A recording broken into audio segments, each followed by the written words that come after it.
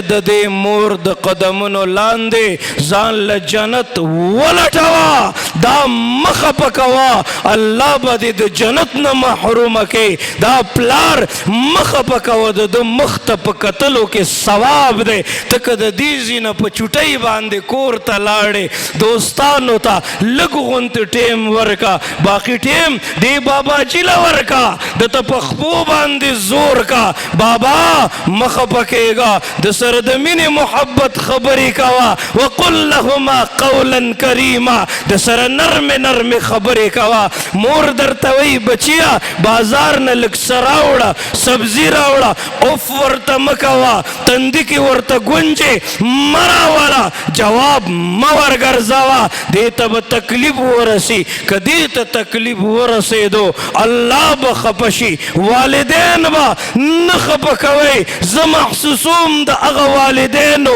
هغه دردونه، هغه تکلیفونه، دام د هغوی دپاره درد دی، تکلیف دی چې ته د خپل ځان نه جدا کړی. ثابته میاشت تېره شي، ټوله هفته تېره شي، خو په خپل زړه باندې د صبر تیږه کېښودې ده، تیږه کېښودې ده. خیر دی زه به تکلیف برداشت کم، خو چې زما بچی کامیاب شي.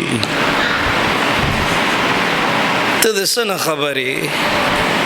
ستا خو نه خپل بچی شته دی او نه په دې خبرو لا رسې، او نه ستا دومره ظرف او سوچ شته دی چې ته په دې خبرو ورسې. یو ګنټه زما وشوه او لګیا یم، دا مرۍ مې ځان له ستړې کړله. ولې ما سره یو درد دی که نه چې الله دا په سوونو طلبا نن ستا مخې ته ناست دي. الله زما دې درد له وجود ورکا، الله زما دې الفاظو له وجود ورکا.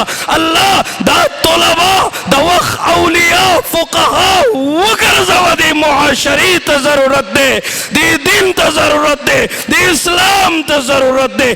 دا مدرسه ډېره په مشکله باندې جوړه شوه، خو د دې ورانول ټوټل د یوې ګنټې خبره ده. ستاسو را جمع کولو باندې د دې قاري صاحبانو زندگی ختمه شوه.